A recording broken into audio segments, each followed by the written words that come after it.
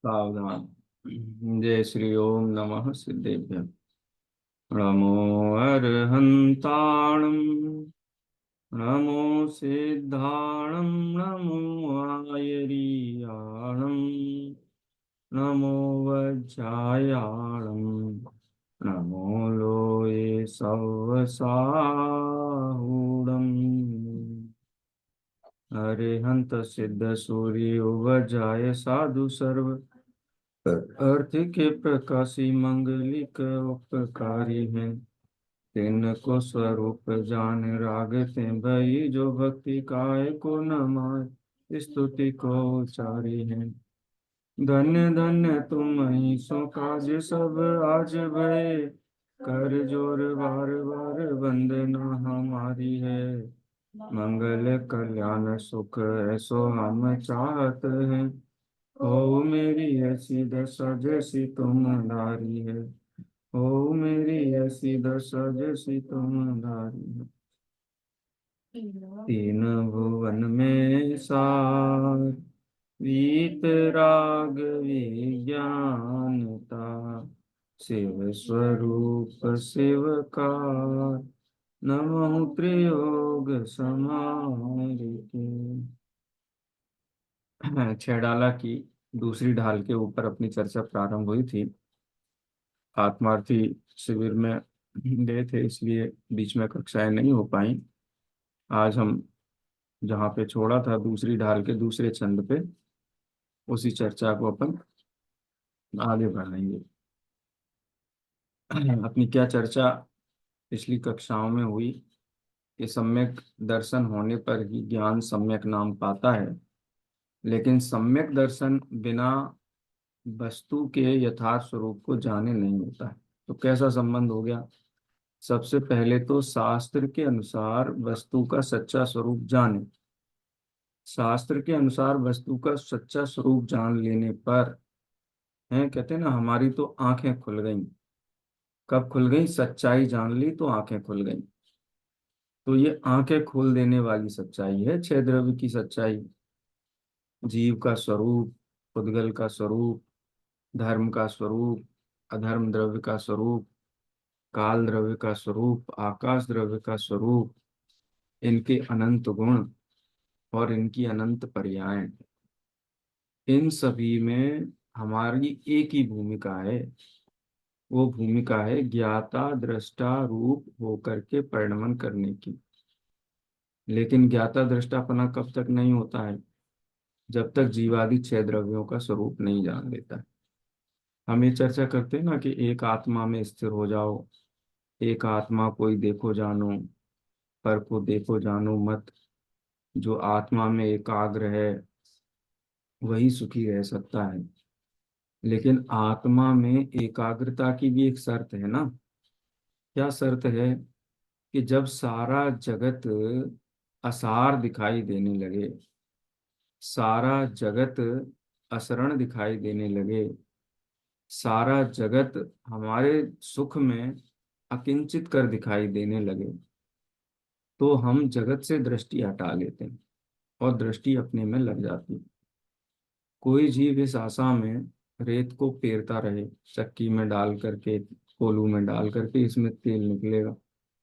कब तक लगा रहेगा? जब तक वो ये मानता रहेगा कि रेत में से तेल निकलता है। लेकिन किसी उपकारी ने उपकार करके उसको समझाया कि ये रेत है, रेत में स्निग्धता नहीं होती है, चिकनाहट नहीं होती है, चिकनाई नहीं होती है। यदि तेल चाहिए तो तिलहन को कोलू में डालो तो तेल निकलेगा, रेत को डालने से तेल नहीं निकलेगा। तो छह द्रव्य का यथार्थ स्वरूप जान लेने पर, छह द्रव्य, उनके अनंत गुण और उनकी अनंत पर्यायें हैं, उनका स्वरूप जान लेने पर जीव को यह पता चल जाता है कि जगत की किसी भी वस्तु में सुख नहीं। जगत के अनंत पदार्थ भी मिल जाएं तो भी मैं सुखी नहीं हो सकता। अनादिकाल से अनंत पदार्थों की चाह में हमने दुखी उठाया। तब ऐसा ज्ञान होने पर जो श्रद्धान उत्पन्न होता है उसको सम्यक दर्शन कहते हैं। सम्यक दर्शन जो प्रतीति हुई, श्रद्धा हुई उस बात पे, तो जो जाना हुआ था वो ज्ञान भी सम्यक नाम पाता है। इसीलिए कहा सम्यक साथे ज्ञान होय पे भिन्न राधो, लक्षण श्रद्धा जान दुहु में भेद अबाधो। लक्षण श्रद्धा, सम्यक दर्शन का लक्षण श्रद्धा है और सम्यक ज्ञान का लक्षण जानपना है। एक का काम मानना है, एक का नाम जानना है। दोनों के लक्षण भिन्न भिन्न है। भिन्न भिन्न लक्षण होने से दोनों ही भिन्न है, दोनों में अतद भाव है। सम्यक दर्शन सम्यक ज्ञान नहीं है, सम्यक ज्ञान सम्यक दर्शन नहीं है। तो ये अलग अलग द्रव्य में रहते हैं, ये अलग अलग द्रव्य में नहीं रहते हैं, इनमें अपृथकत्व है। जैसे सोने में पीलापना और चिकनापना, ये दोनों एक ही गुण हैं या अलग अलग गुण हैं? पीलापना अलग है, चिकनापना अलग है, भारीपना अलग है। तो ये अलग अलग रहते हैं। सोने में चिकनापना अलग जगह रहे, पीलापना अलग जगह रहे, भारीपना अलग जगह रहे। तो ऐसा अलग अलग रहता है क्या? तो अलग अलग तो नहीं रहता है। तो ये हैं एक ही द्रव्य, लेकिन इनमें अपृथकत्व है। अपृथकत्व है माने ये एक ही रहते हैं, साथ ही अतद भाव है। अतद भाव है माने कि जो दर्शन है वो श्रद्धा का काम करता है, ज्ञान है वो जानने का काम करता है। इसलिए दोनों क्या हैं? भिन्न भिन्न हैं, भिन्न भिन्न वस्तु है। सम्यक ज्ञान का, ज्ञान के सम्यक होने में कारणभूत कौन है? तो सम्यक माने सम्यक दर्शन ज्ञान के सम्यक होने में कारण है। इसीलिए सम्यक दर्शन को कारण और सम्यक ज्ञान को कार्य कहा। युगपत होते हु प्रकाश दीपकते होई, ये दृष्टांत दिया है। क्या दृष्टांत दिया है? कि प्रकाश हुआ दीपक के जलाने पे। तो प्रकाश का कारण दीपक है कि दीपक के कारण प्रकाश हुआ है? दीपक के कारण प्रकाश हुआ ना, यानी प्रकाश का कारण दीपक है। दीपक का कारण प्रकाश नहीं कहा जाता। जगत में प्रकाश है इसलिए दीपक जल रहा है, ऐसा नहीं कहा जाए। कहा तो यही जाएगा, दीपक जला इसलिए प्रकाश हुआ। लेकिन दीपक का जलना और प्रकाश का होना, इन दोनों में समकाल है।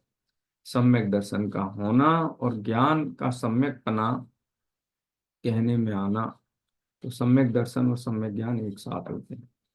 तो हम क्या करें? सम्यक दर्शन करें कि सम्यक ज्ञान करें? तो सम्यक दर्शन करने की तो एक ही विधि है। क्या विधि है? कि शास्त्र के अनुसार वस्तु का स्वरूप समझो, जानो। पहले शास्त्र से समझो, फिर अपनी युक्ति लगाओ उसमें, ये सही है कि गलत है। जैसे जैसे हम परीक्षा करते जाएंगे, नए प्रमाण से जानते जाएंगे, न्याय से जानते जाएंगे, युक्ति प्रबल और दुर्बल युक्तियों के द्वारा विचार करेंगे, तो उस विचार से, हमारी युक्ति प्रबल होने से उस वस्तु स्वरूप का हमको संशय विपर्यय और अनध्यवसाय रहित ज्ञान होगा। और उस ज्ञान से हमारा श्रद्धान भी निर्मल हो जाएगा।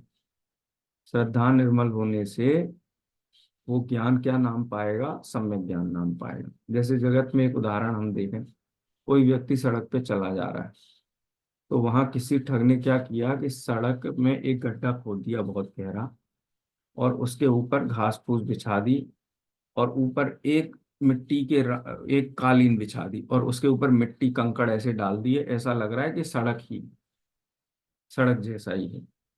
तो चला जा रहा धुन में, तो किसी समझदार आदमी ने रोका, बोले कि ये सड़क नहीं है, यहाँ पे एक गड्ढा है। तो उसने कहा गड्ढा क्या, कहाँ है गड्ढा? ये तो हमको सड़क ही दिखाई दे रही है। तो बोले नहीं नहीं, ये ठगों का काम है, तुम सावधानी से चलना।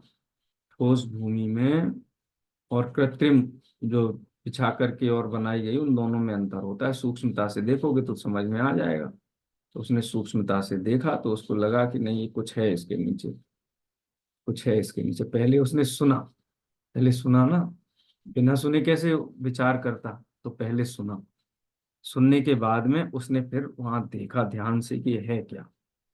उसने एक लकड़ीली लकड़ी से थोड़ा ऐसे ऐसे किया, तो नीचे से प्लास्टिक जैसी कोई चीज उसको लगी। तो उसने जब युक्ति लगाई तो उसको पता चला कि नहीं, ये तो कुछ गड़बड़ है।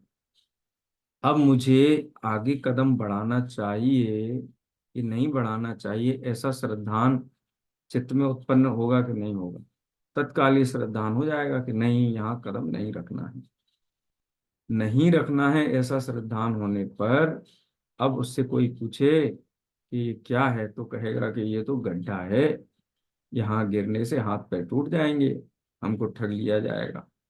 तो वो ज्ञान क्या हो गया? वो ज्ञान भी सम्यक ज्ञान भी। तो ये क्रम है। पहले सर्वज्ञ भगवान के द्वारा बताए हुए वस्तु स्वरूप को जाने, अब जान के मान लेना ऐसा नहीं। बहुत सारे लोग ऐसे कहते हैं कि सच्चे देव गुरु धर्म पर शंका नहीं करनी चाहिए, वो जो कहे मान लो आंख बंद करके। ये जैन नीति नहीं, ये अन्य मतों का कथन है। यहाँ पर श्रद्धा बिना जाने नहीं होता, जानने पर श्रद्धा हुए बिना रहती नहीं। मानने की शर्त नहीं है जैन दर्शन में, जानने की शर्त है। और जान लेने पर मानना होता ही होता है। पहले श्रद्धा नहीं होती, पहले ज्ञान होता है। वस्तु स्वरूप का ज्ञान पहले होता है, और वस्तु स्वरूप का ज्ञान होने पर उसमें युक्ति अप्लाई कर लेने पर सहज ही श्रद्धा हो जाएगी। सच्चे देव, देखो बहुत सारे लोग हम देखते हैं ना कि हम तो अनंत भगवान को मानते हैं, हमारी बहुत भक्ति है साहब, बहुत भक्ति है, हृदय से भक्ति है। कोई गुरु है, उनके प्रति हमारी बहुत भक्ति है। वो जो कह दें, वो कह दें कि कूद जाओ गड्ढे में, उस पहाड़ पे से, तो हम कूद जाएंगे। हमको इतनी इतनी इनकी भक्ति और श्रद्धा है। अच्छा, कैसे भक्ति और श्रद्धा जागृत हुई? तो उसका कोई कारण नहीं। तो ऐसी भक्ति और श्रद्धा को जैन दर्शन में ग्रहित मिथ्यात्व का, उसके पंडित जी साहब ने नाम भी दिए, कुल परंपरा से। हैं कुल परंपरा से, हमारे बाप दादा पूछते थे इसलिए हम भी पूछते हैं। तो अपने विवेक से निर्णय किया क्या कि नहीं, हमारा विवेक नहीं लगाया हमने। हम कैसे विवेक लगाए? इतने बड़े गुरु हैं, इतने बड़ा धर्म, इतने बड़े देव हैं, ये तो उनका अपमान है। अरे भाई, अपमान तो इस बात में है कि तुम देव का स्वरूप नहीं जानते। जिन देव को तुम धोख दे रहे हो, जिन गुरु को धोख दे रहे हो, उनका स्वरूप ही नहीं जानते हो, तो उनकी महिमा कैसे आएगी? हीरे की परख नहीं है, करोड़ रुपए चुका रहे हो। कांच का है कि असली है, उसको जाने बिना उसका बहुमान नहीं आ सकता है। इसलिए जैन दर्शन में बहुत ही निसंकतया ये बात कही गई है कि वस्तु का यथार्थ स्वरूप जानो, जानो, जानो, जाने बिना श्रद्धा निर्मल नहीं होता है। जो कहे कि नहीं, हम परीक्षा नहीं करते, हम जानते नहीं हैं, हम युक्ति नहीं लगाते, हम तो बस मानते हैं, हमने तो शीश रख दिया गुरु के सामने, अब कटे तो कट जाए, तो ऐसा शीश तो नियम से कटता ही। ऐसी गति में चले जाते हैं जीव। हैं, काल अनंत निगोद मझार भी त्यो एक इंद्री तन धार। हैं, एक श्वास में 8-10 बार जन्मत मर्यो अत भर्यो, ये मिथ्यात्व का ये फल है। तो ये अपने को क्रम पहचानना चाहिए। सम्यक दर्शन मोक्ष मार्ग की प्रथम सीढ़ी तो कही गई है, लेकिन सम्यक दर्शन का हेतुभूत शास्त्र अभ्यास है, ज्ञान का अभ्यास है, ज्ञान का अवलंबन है। ये बात हमें नहीं भूलनी चाहिए। इस प्रकार से दूसरा छंद की हमने चर्चा की थी, अब तीसरे छंद के ऊपर हम चर्चा करेंगे। ठीक है। बहुत सुंदर और भी बहुत बातें हैं, बहुत जबरदस्त ये है छंद। इस पे बहुत गहरी चर्चा पंडित जी साहब ने यहाँ पर रखी है। एक बार पढ़े, छंद पढ़ते हैं सब सामूहिक रूप से। सम्यक साथे ज्ञान हो ये पे भिन्न आराधो, लक्षण श्रद्धा जान दो में भेद अबाधो। सम्यक कारण जान ज्ञान कारण है सोई, युगपद होते हूँ प्रकाश दीपक ते हुई। अब जो सम्यक दर्शन सहित सम्यक ज्ञान प्रकट हुआ है, उस सम्यक ज्ञान के कितने भेद हैं, क्या उन भेद प्रभेदों का स्वरूप है, वो तीसरे छंद में चर्चा करते हैं। सम्यक ज्ञान के भेद, छंद पढ़े भी, चलिए पढ़िए। तास भेद दो हैं परोक्ष पर तछ तिन माही, मति श्रुत दोय परोक्ष अक्ष मन ते उपजाही। अवधि ज्ञान मन पर जय दो हैं देश प्रत्यक्षा, द्रव्य क्षेत्र परिमाण लिए जाने जिय स्वक्षा। ये थोड़ा गंभीर विषय है लेकिन बहुत सुंदर है, जानने योग्य है। जितना ये विषय हम जानते हैं उतना ही हमारा शास्त्रों के प्रति, अभ्यास के प्रति हमारी रुचि बढ़ती है, सच्चे देवगुरु धर्म के प्रति बहुमान बढ़ता है। भगवान भगवान है ही, इसीलिए तीर्थंकर हमारे लिए तीर्थंकर क्यों है? क्योंकि उन्होंने संसार से तिरने के लिए वस्तु का स्वरूप बताया।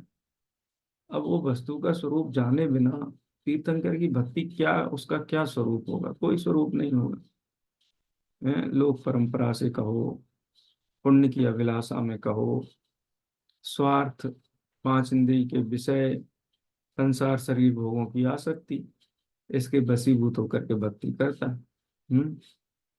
पूजा में आता है ना, करुणा निधि तुमको समझनाथ, भगवान भरोसे पड़ा रहा, भरपूर सुखी कर दोगे तुम, यह सोचे सन्मुख खड़ा रहा।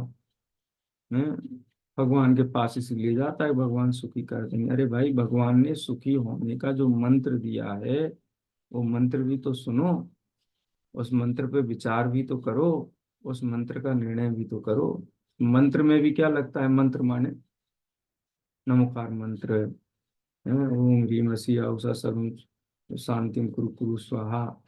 इन मंत्रों की बात नहीं हो रही है। मंत्र का मतलब है वस्तु का यथार्थ स्वरूप, सत्य स्वरूप, जीव अजीव, आश्रव, वन, संवर, निजरा, मोक्ष, इनका स्वरूप ये मंत्र है। जब हम ओम बोलते हैं तो ओम बीजाक्षर बोलने पर पांच परमेष्ठियों का स्वरूप, पांच परमेष्ठी जिस मार्ग पर चल करके सुखी हुए हैं उस मार्ग का स्वरूप। और ये संकल्प कि अब हम तोरि सकल जग द्वंद फंद निज आत्म ध्याओ, अब हम सारे जगत के द्वंद फंद छोड़ करके उसी मार्ग का अनुसरण करेंगे जिस मार्ग का अनुसरण पंच परमेष्ठी करते हैं, इसका नाम है मंत्र। ओम बोलते ही साथ यदि ये स्वरूप का विचार चलता है तो समझ लो हमने ओम मंत्र बोला, नमो अरंताणम मंत्र बोला, नमो सिद्धाणम मंत्र बोला, नमो आयरियाणम मंत्र बोला, नमो वज्जायाणम मंत्र बोला, नमो लोहे सब सावणम मंत्र बोला। यदि स्वरूप ख्याल में नहीं है तो शब्दों का ही उच्चारण है, रेडियो चलता है, सुबह जाता है मंदिर में।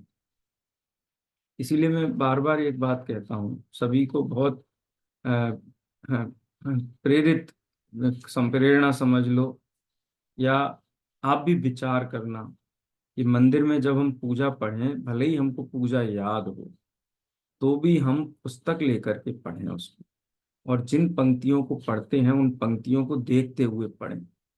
उन पंक्तियों को देखने से उनके स्वरूप के विचार के लिए हमारा चित्त लालायित होता है। नहीं तो होता क्या है, सालों से पूजा कर रहे हैं तो पूजा कंठस्थ हो जाती है, तो वो तो मैकेनिकली चलती रहती है, बोलता रहता है बोलता रहता है, लेकिन अर्थ का विचार नहीं करके दरब उठा रहा है, ये व्यवस्था देख रहा है, कोई आ गया है उसको इशारा कर रहा है, पचासों जगह उपयोग चला जाता है और मैकेनिकली मुख से पूजा निकलती रहती है। याद हो तो भी हाथ में पूजा की पुस्तक लेकर के आंखों के सामने रखनी चाहिए। उसकी लाइन, एक लाइन, दो लाइन, तीन लाइन जब हम वो देखते हैं तो उनके अर्थ का जुड़ान होता है, सामूहिक रूप से अर्थ का विचार होता है, तो वो पूजा हमारे लिए मंत्र बनती है। मंत्र का मतलब क्या होता है? मंत्र का मतलब होता है जो दुख के नाश का कारण बने, जो आकुलता के नाश का कारण बने। वस्तु विचारत ध्यावते मन पावे विश्राम, रस स्वादत सुख उपजे अनुभवता को नाम। इसीलिए वस्तु स्वरूप का विचार जिस विधि से टिके, विचार की मुख्यता रहे, उसी विधि से पूजा करना योग्य है। हमको तो सब याद है इसलिए हम बोलते रहते हैं, और बाकी सारा उपयोग चलता रहता है, उससे लाभ नहीं होता है। वस्तु का जो स्वरूप है उसका विचार की मुख्यता से ही हमारी भक्ति, पूजा स्तुति वंदना सारी उसी लक्ष्य से होनी चाहिए। ये आमनाय के भेद हैं। भगवान ने वस्तु का स्वरूप बताया, हमको समझ में आ गया, हमें भगवान की बहुत महिमा आई, तो हमने भगवान की स्तुति करना शुरू। स्तुति में 6 द्रव्य, 7 तत्व, 12 भावना है, इनका हम उच्चारण करते हैं। तो इनके स्वरूप का विचार चले तो समझ लो कि पूजा है। अरद आदि गुणेशु अनुरागो पूजा भक्ति वा। नहीं तो मैकेनिकली हम बोल लेते हैं, पूरा शुरू से अंत तक पूजा हो जाती है, परिणाम की स्तुति नहीं होती है। ऐसा है, वैसी की वैसी बनी रहती है, उद्विग्न हो जाता है जी। तो ये सम्यक ज्ञान का जो स्वरूप है वो यहाँ से प्रारंभ होता है। तास भेद दो हैं, सम्यक ज्ञान के दो भेद हैं। कौन कौन से? परोक्ष परितच्छ तीन माही। परोक्ष और प्रत्यक्ष। वैसे हमने 5 वेद पढ़े हैं ना, आगे नाम आ रहे हैं। मति श्रुत, मति ज्ञान, श्रुत ज्ञान, अवधि ज्ञान, मन पर्याय ज्ञान, अवधि ज्ञान, मन परिजय। कितने हो गए? 4। और एक आगे चौथे छंद में आएगा केवल ज्ञान। ज्ञान के 5 भेद हैं, सम्यक ज्ञान के 5 भेद हैं। मति ज्ञान, श्रुत ज्ञान, अवधि ज्ञान, मन पर्याय ज्ञान और केवल ज्ञान। ठीक है। अब इसमें मति श्रुत, मति ज्ञान और श्रुत ज्ञान ये दोनों परोक्ष ज्ञान है। अवधि ज्ञान, मनपर्य ज्ञान और केवल ज्ञान ये कौन से हैं? प्रत्यक्ष ज्ञान है। ठीक है। 5 ज्ञान में 2 भेद कौन कौन से हो गए? प्रत्यक्ष और, बोलो, प्रत्यक्ष और परोक्ष। पर ठीक है, प्रत्यक्ष और परोक्ष। तो मति और श्रुत परोक्ष क्यों है? मति और श्रुत इसलिए परोक्ष हैं क्योंकि मति और श्रुत ज्ञान में 5 इंद्रिय और मन का निमित्त होता है।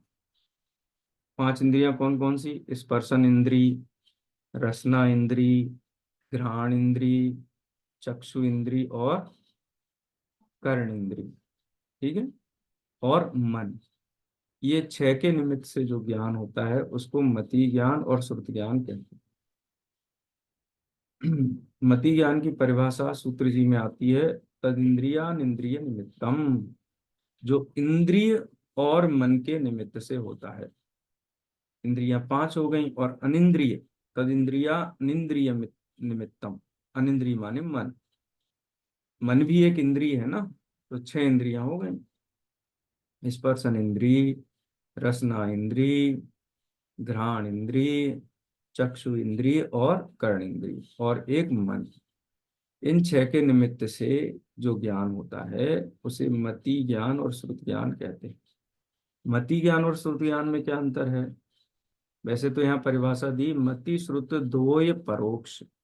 अक्ष, अक्ष माने होता है इंद्रिय, मन अनिंद्रिय, ते उपजाही, यानी मन और इंद्रियों से जो उत्पन्न होता है उसको परोक्ष कहते हैं। और परोक्ष सम्यक ज्ञान के 2 भेद हैं, मति ज्ञान और श्रुत ज्ञान। ठीक है। जैसे आप देख रहे हैं अभी सामने स्क्रीन, तो कौन से ज्ञान से देख रहे हैं? यह है मति ज्ञान। कुछ सुन रहे हैं, ये भी मति ज्ञान।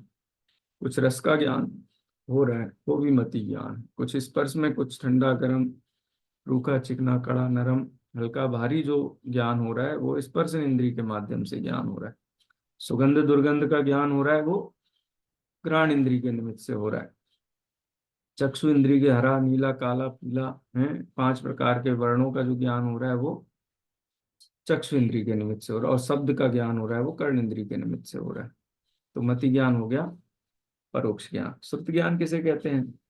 कि जो मति ज्ञान के द्वारा जाना हुआ है ना, उसके संबंध में विशेष विचार चलना, विशेष ज्ञान होना, उसको श्रुत ज्ञान कहते हैं। जैसे जैसे किसी व्यक्ति को हमने देखा आते हुए सड़क पे, है 5 फुट 8 इंच का, गोरा सा, बढ़िया, सर पे काले बाल, अच्छा कटीला शरीर, हमने देखा आंखों से, तो ये ज्ञान कौन सा ज्ञान हो गया? ये मति ज्ञान हो गया।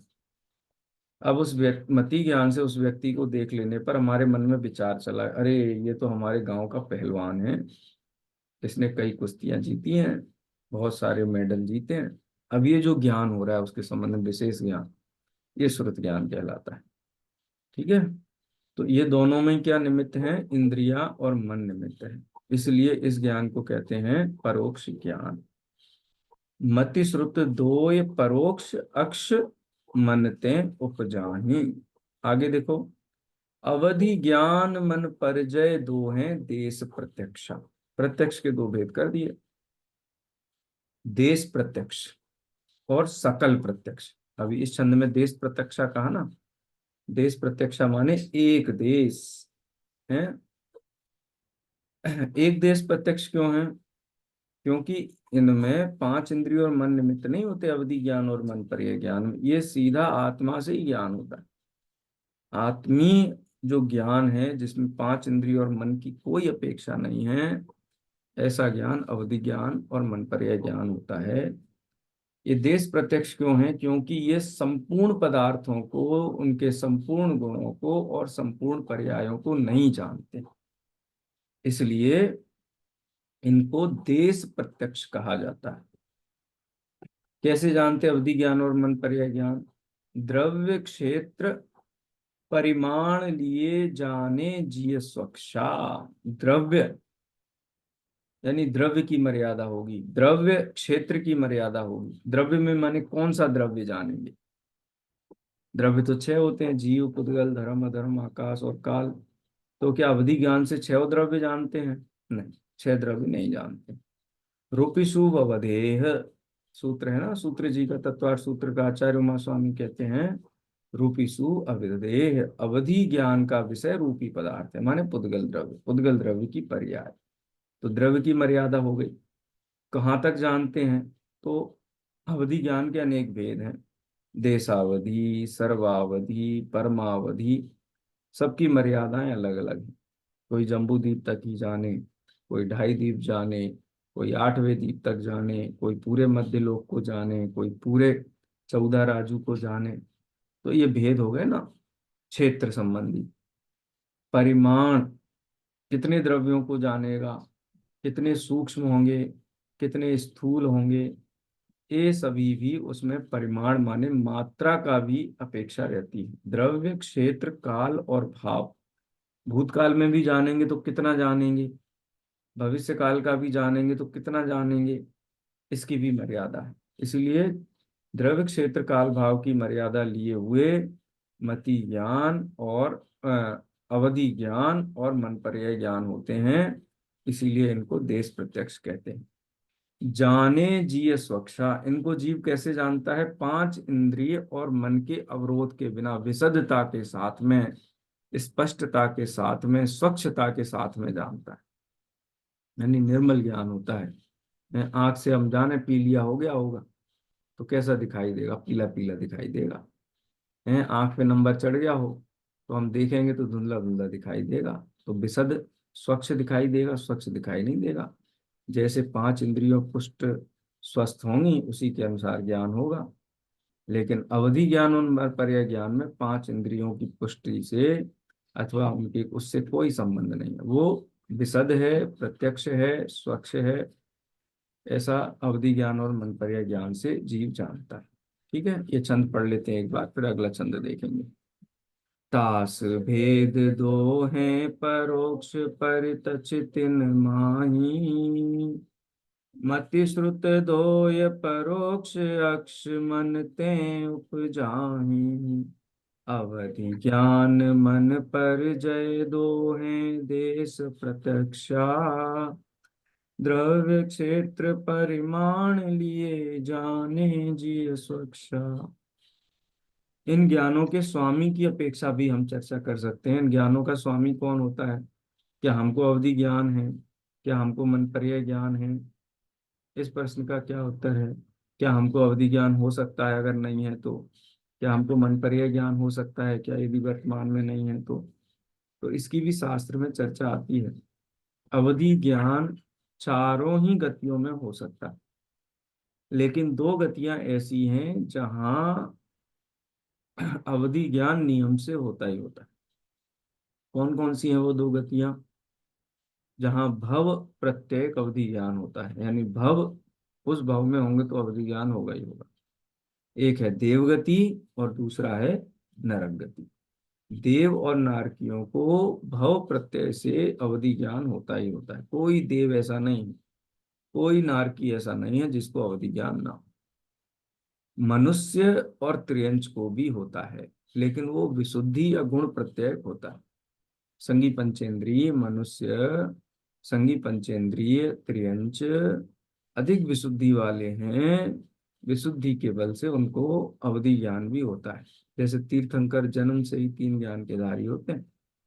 अनेक मुनिराज हैं, इतनी विशुद्धि है कि उनको अवधि ज्ञान होता है। तो अवधि ज्ञान चारों ही गतियों में हो सकता है। मन पर यह ज्ञान मात्र मनुष्य गति में ही होता है। मन पर यह ज्ञान से क्या जानते हैं? रूपी पदार्थ को ही जानते हैं मन पर यह ज्ञान से भी। है तद अनंत भागे मन पर्ययस्य, सूत्र जी का सूत्र है ना, कि जितना जिन पदार्थों को अवधि ज्ञान जानता है उसी पदार्थ के अनंत विभाग को मन पर्यय ज्ञान जानता है। कैसे जानता है?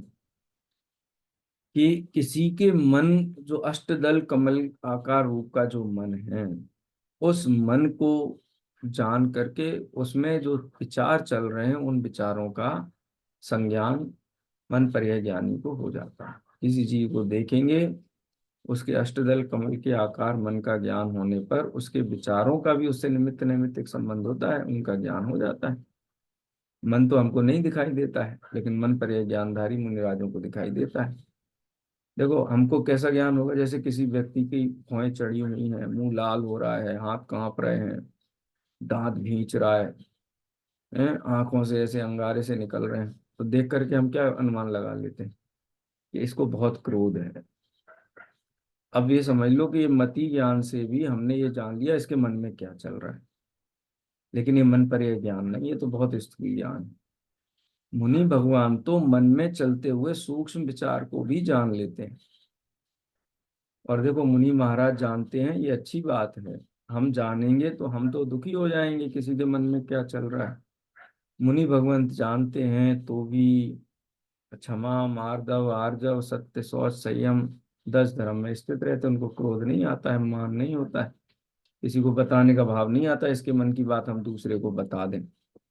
वो उनके ज्ञान में झलकता है गेयपने, लेकिन वो अपने ज्ञान ध्यान में मस्त रहते हैं, आनंद में रहते हैं। तो मन पर यह ज्ञान मुनिराज को ही होता है। और किस समय होता है? छठे गुण स्थानवर्ती मुनिराज ही मन पर यह ज्ञान का प्रयोग करते हैं। ठीक है, तो इतनी चर्चा से बात स्मृति ज्ञान, श्रुति ज्ञान, अवधि ज्ञान और मनपर्य ज्ञान की हो गई। ये बहुत संक्षेप में चर्चा है। मति ज्ञान के 336 वेद गिनाए गए हैं शास्त्र में, याद हो जाते हैं, सरल हैं, बहुत कठिन नहीं है। सूत्र से देखते हैं तो याद हो जाते हैं। और श्रुत ज्ञान के भी वेद हैं, द्वादशांग 12, ध्वनिक द्वादश वेदम है। अंग प्रविष्ट और अंग बाह्य, इस अंग प्रविष्ट के 12 भेद हैं, अंग बाह्य के अनेक भेद हैं। अवधि ज्ञान के भी 3 भेद बताए, मनपर्य ज्ञान के भी ऋजुमति और विपुलमति ऐसे 2 भेद हैं। विशेष जानने के लिए हमें अन्य सूत्र ग्रंथों की स्वाध्याय करना चाहिए। ठीक है, अब चौथे छंद में जो 5वें नंबर का ज्ञान है, 4 की चर्चा हो गई ना, मति ज्ञान की चर्चा हो गई, श्रुति ज्ञान की चर्चा हो गई, फिर अवधि ज्ञान की चर्चा हो गई, और सबसे लास्ट में मन पर्य ज्ञान की चर्चा हो गई। अब 5 में कौन सा बचा है? केवल ज्ञान। केवल ज्ञान का स्वरूप देखते हैं। सकल द्रव्य के गुण अनंत पर जाय अनंता, जाने कई काल प्रगट केवल भगवंता। ज्ञान समान जग न आन जगत में सुख को कारण, यही परमामृत जन्म जरा मृत्यु रोग निवारण। शुरू की 2 लाइन में केवल ज्ञान का स्वरूप बताया है, और फिर तीसरी लाइन से और आगे भी छंदों में सम्यक ज्ञान का महात्म्य, सम्यक ज्ञान की महिमा, उसकी महिमा गाई गई है। महिमा अपन बाद में गाएंगे, अभी केवल ज्ञान किसे कहते हैं ये जान लेते हैं। सकल, सकल माने सभी, द्रव्य, द्रव्यों के। द्रव्य कितने होते हैं? जाति अपेक्षा 6 द्रव्य कहे गए हैं, लेकिन द्रव्य 6 नहीं, द्रव्य अनंत होते हैं। पहली जाति है जीव। कितने जीव हैं जगत में? अनंत अनंत अनंत अनंत अनंत अनंत जीव हैं। पुद्गल, पुद्गल परमाणु भी अनंत अनंत है। धर्म द्रव्य एक, अधर्म द्रव्य एक, कालाणु असंख्यात, और आकाश अनंत अनंत अनंत अनंत विस्तार वाला आकाश द्रव्य। केवली भगवान सबको जानते हैं? हाँ, सबको जानते हैं। क्या द्रव्य को ही जानते हैं? जैसे हम अपने पेड़ को जान लिया, तो ऐसे ही जान लेते होंगे मोटे मोटे? बोले मोटे मोटे नहीं जानते हैं। गुण अनंत, प्रत्येक द्रव्य में पाए जाने वाले अनंत गुणों को जानते हैं। अनंत गुणों को जानते हैं। अनंत गुण, एक एक गुण उनके ज्ञान में स्पष्ट झलकता है। ये समझ लो जैसे पेड़ है ना, पेड़ का एक एक पत्ता छोटा बड़ा जैसा भी हो, वो अलग अलग ज्ञान में झलकता है। ऐसे ही द्रव्य के अनंत गुण उनके ज्ञान में झलकते हैं। अच्छा, तो द्रव्य गुण तो झलकते हैं तो ठीक है, ये बात तो हम मान लेते हैं। उनकी भूतकालीन पर्याय, वर्तमानकालीन पर्याय और भविष्यकालीन पर्याय भी झलकती हैं क्या? ये कहा ना, सर्वज्ञ, सर्वज्ञ, केवल ज्ञान, सर्वज्ञता। हाँ, पर्याय भी झलकती हैं। अनंत काल पहले किस नाम के तीर्थंकर हुए थे भरत क्षेत्र में? क्या केवली भगवान जानते हैं? हाँ, जानते हैं। प्रत्यक्ष जानते हैं। मान लो साक्षात सामने केवली बैठे हुए हैं, ऐसा प्रत्यक्ष जानते हैं। जैसे आप मोबाइल की स्क्रीन देख रहे हो, ये तो आप परोक्ष जान रहे हो। लेकिन केवली भगवान अनंत काल पहले भी कोई घटना, कोई विचार, एक समयवर्ती पर्याय को भी स्पष्ट जानते हैं। नहीं तो फिर सर्वज्ञ, सर्व को जानने वाले कैसे कहलाए? वर्तमान को भी जानते हैं कि हाँ, वर्तमान को भी जानते हैं, सभी द्रव्यों को, हाँ सभी द्रव्यों को जानते हैं, कोई द्रव्य उनके ज्ञान से बाहर नहीं। देखो, भूतकाल संबंधी ज्ञान पे हमको कोई ऐतराज नहीं होता है, वर्तमान संबंधी ज्ञान पे भी कोई ऐतराज नहीं होता है। जब ये प्रश्न उत्पन्न होता है कि आप भविष्य काल की भी सभी पर्यायों को जानते हैं, कि अच्छा आप ही बताओ, सभी पर्यायों को नहीं जाने तो सर्वज्ञ कहलाएंगे क्या? फिर तो असर्वज्ञ हो गए ना। सर्वज्ञ हैं, इसीलिए भविष्य काल की भी प्रत्येक पर्याय को जानते हैं। अब कोई कहे कि पर्याय को तो जानते भविष्य काल की, लेकिन कौन सी पर्याय कब होगी ये नहीं जानते। अच्छा, कौन सी पर्याय कब होगी ये नहीं जानेंगे तो सर्वज्ञ कहलाएंगे? सर्वज्ञ तो वही है ना कि हर चीज को जाने, ज्ञान से बाहर कुछ भी नहीं है। इसका मतलब ये है कि भविष्य में होने वाली प्रत्येक पर्याय, वो पर्याय कब होगी, किस समय में होगी, वो भी ज्ञान में स्पष्ट झलकता है, प्रत्यक्षवत। अच्छा, तो फिर हमारी अगली दूसरी पर्याय क्या है, तीसरी पर्याय क्या है, चौथी पर्याय क्या है, उसके बाद की पर्याय क्या है, सबको जानते हैं। हाँ, सबको जानते हैं, सबको क्रम से जानते हैं। इसीलिए जब भी आचार्य अमृतचंद्र देव पर्याय की चर्चा करते हैं द्रव्य गुण पर्याय में, तो क्रम पर्याय कहते हैं, क्रम नियमित पर्याय कहते हैं, कि प्रत्येक पर्याय का क्रम नियत है। कौन सी पर्याय कब होनी है ये नियत है। ये बहुत गहरी चर्चा है, इसकी चर्चा अपन कल थोड़ी विस्तार से करेंगे।